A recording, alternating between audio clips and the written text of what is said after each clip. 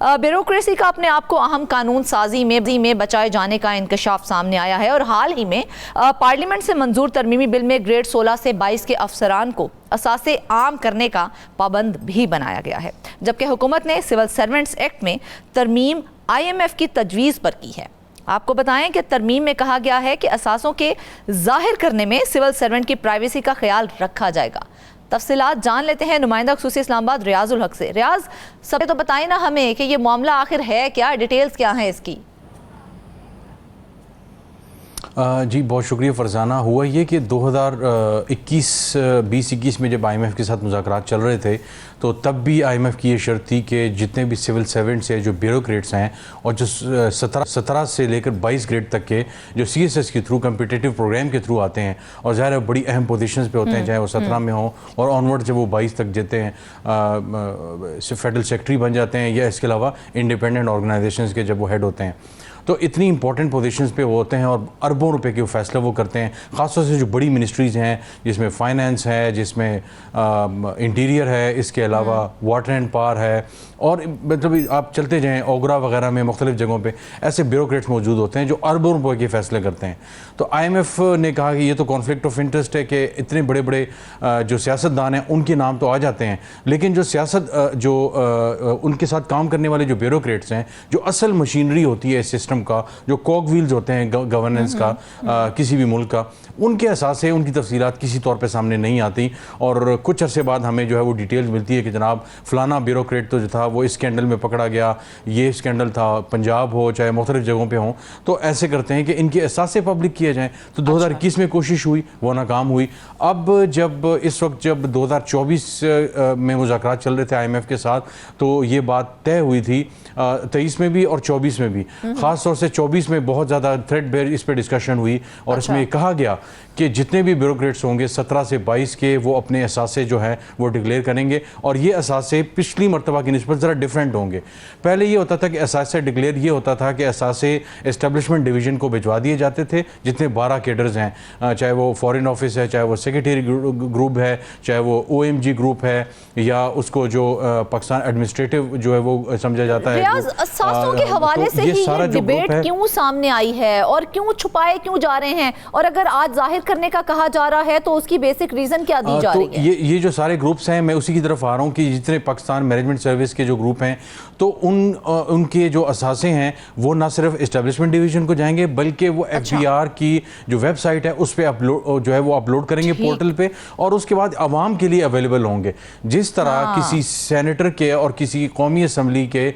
और सूबाई असम्बली के जो मेंबरान होते हैं उनके असासे अब जो है वो इलेक्शन कमीशन पब्लिक करता है और वो सामने आते हैं और फिर मीडिया उसकी स्क्रूटनी करता है और बाकायदा तौर पे देखता है कि कितने इतने सालों में जब ये सियासतदान थे किन किन सालों में तो कितने इनके असासे बढ़े। तो इन ब्यूरोक्रेट्स को डर इस बात का था कोई भी बंदा अब एहतसाब के दायरे से बाहर नहीं रहेगा, सबका एहतसाब होगा और सबको पता होगा कि किसके कितने असासे हैं। जी बिल्कुल ऐसा ही है। और जब IMF ने इस तरह की शर्त लगाई तो दिलचस्प बात यह है कि ज़राए ने बताया कि 2 मरतबा कोशिश की गई, रिक्वेस्ट की गई IMF से, हुकूमत की तरफ से कि जो सिविल सर्वेंट्स के या ब्यूरोक्रेट्स के असासों का मामला है इसको खुदारा पब्लिक करने का जो मामला है इस पर अब दबाव न डालें, लेकिन दोनों मरतबा IMF ने इस शर्त को मुस्तरद कर दिया और बाकायदा तौर पर जोर दिया। क्या मकसद है, क्योंकि जिस तरह से वो इतना जोर डाल रहा है कि असासे जाहिर किए जाएं, IMF के क्या मकासद हैं इसके पीछे के असासे जाहिर करने के? देखें IMF के दर एक लार्जर इंटरेस्ट में बहुत सी चीज़ें हो सकती हैं, लेकिन इस मामले में जो दिलचस्प बात है वो यही है कि वो चाहते हैं कि ट्रांसपेरेंसी आए और आवाम को पता चले कि किसी वजारत में 19 का, 20 का, 21 का, 22 ग्रेड का जो अफसर मौजूद है और उसके असासे क्या हैं और क्या वो अगर वो ओगरा में बैठा हुआ है, वो नेपरा में बैठा हुआ है, वो पेपरा में बैठा हुआ है और इंडिपेंडेंट ऑर्गेनाइजेशंस हैं उसमें बैठा हुआ है, या पेट्रोलियम मिनिस्ट्री में है, पावर मिनिस्ट्री में है और इसके अलावा फाइनेंस मिनिस्ट्री में है, तो उसके असासे क्या थे, 2 साल पहले क्या थे और अब क्या हैं। तो उसका एक फ़ायदा ये होगा, एक तो आवाम को पता चलता रहेगा, दूसरा सबसे बड़ा फ़ायदा ये होगा कि वो जो ऑफिसर होंगे वो कोई बड़ा हाथ लात मारने से जो है वो बाज आएंगे, क्योंकि इस दफ़ा जो एक और शर्त थी वो ये थी कि ना सिर्फ उनके बल्कि फैमिली के बच्चों के असासे जो है वो ख़ानदान के, उनकी बीवी के, उनके बच्चों के जो असासे हैं जो ज़ाहिर एडल्ट होंगे वो बाकायदा तौर पर होंगे, उनके नाम पे बात ये होता है, अपने नाम पे कुछ नहीं लेते या अहलिया के नाम पे कुछ नहीं लेते, बच्चों के नाम पे जो है वो मुख्तलिफ ममालिक में या पाकिस्तान के अंदर चीज़ें ले ली। तो इसका मकसद ये होता है कि ट्रांसपेरेंसी को इंश्योर किया जाए और उस ब्यूरोक्रेट को, उस अफसर को पाबंद किया जाए कि वो मामलात को शफाफियत के साथ आगे लेके जाए, और वो कहीं बैठता तो है तो उसके दिल में खौफ होगा कि अगर मैंने कहीं पे कुछ घर लिए हैं, कुछ प्रॉपर्टीज ली हैं, हुकूमत को प्रेशराइज कर रही है, तो क्या हुकूमत अब नई कानून साजी के हवाले से कुछ सोच रही है या नई कानून साजी हमें देखने को मिलेगी? जी, नई कानून साजी तो होगी, और हमारी आज की स्टोरी का मकसद ही ये है कि उन्होंने अपने आप को बचा लिया है। और अच्छा। उस कानून साजी की जो एक शिक है उसके अंदर ये लिखा हुआ है कि ये असासे पब्लिक होंगे, FBR की वेबसाइट पे होंगे और डिजिटली जो है वो शेयर किए जाएंगे, लेकिन इस के दौरान पब्लिक इंटरेस्ट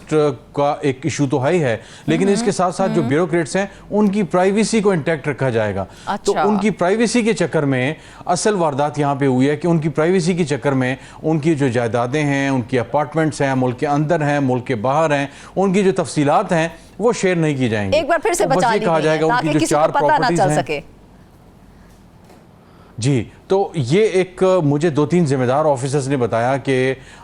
ठीक है, हमारी भी अपनी भी जो है वो एसेट्स मौजूद हैं, हमारी प्रॉपर्टीज़ हैं, लेकिन हमारी उस तरह की प्रॉपर्टीज़ नहीं है कि जिन ब्यूरोक्रेट्स ने इस कानून को इसमें डाला गया है। क्योंकि अब ये हो गया कि एक बड़ी जो एक मीटिंग थी सेक्रेटरीज वगैरह की और बड़े ब्यूरोक्रेट्स उसमें मौजूद थे, उसमें जो है वो बड़ी खुशी का इजहार किया कि हमने ये शिक डाली है। और उसके बाद जनाब जब ये पब्लिक भी होगा तो जिस तरह सियासतदानों का होता है कि जनाब DHA लाहौर में या फलानी जगह जो हाउसिंग सोसाइटी है या अमेरिका में या पाक लेन में, बरतानिया में या कहीं और उनकी जो प्रॉपर्टीज हैं उनकी तफसीलात जिस तरह इलेक्शन कमीशन जारी करता है, आती हैं, पब्लिक होती हैं, उसकी स्क्रूटनी होती है, लोग उसको डिस्कस करते हैं। तो जो ब्यूरोक्रेट है उनकी प्रॉपर्टीज़ को इस तरह डिस्कस नहीं किया जाएगा। एक जेनेरिक सी गुफ्तगू आएगी, 5 उनके प्लॉट्स हैं और उनके 3 बैंक अकाउंट्स हैं और उनमें इतनी रकम है, या इस तरह की एक जो है वो जिसे हमारे आम जुबान में हम कहते हैं एक होम्योपैथिक किस्म की, एक गैर मौसर किस्म की, टूथलेस किस्म की जो है वो डिटेल सामने आएंगी, जिसको आप अकाउंटेबल नहीं ठहरा सकेंगे, इसका कंपैरिजन वो भी गैर मौसर हो जाएगी। वो कानून साजी गैर मौसर नहीं होगी, बल्कि वो गैर मौसर है। अच्छा। इस वक्त वो कानून जो है वो कौमी असम्बली से पास हो चुका है, वो सेनेट से पास हो चुका है, हाँ। गजट ऑफ पाकिस्तान प्रेसिडेंट उस पर साइन कर चुके हैं और वो आईन पाकिस्तान का हिस्सा बन चुका है, वो कवानीन का हिस्सा बन चुका है। सिविल सर्वेंट जो एक्ट है उसमें ये तरमीम कर दी गई है, ये तरमीम उसका हिस्सा बन गई है। हाँ। लेकिन वो गैर मौसर कानून साजी है, यानी जिस तरह 2021 में हुआ था कि वहां पे कानून साजी IMF के कहने पे तो कर दी गई, लेकिन उसका असर जो था वो किसी तौर पे नहीं हो सका। और इस कानून साजी में भी बेसिकली IMF के साथ हाथ किया गया है कि वो तमाम जो तफसीलात एसेट्स की, प्रॉपर्टीज की, चाहे वो ऑफशोर है, चाहे वो आपके बच्चों की, आपके स्पाउस की है, गैर मौसर कानून साजी की गई है।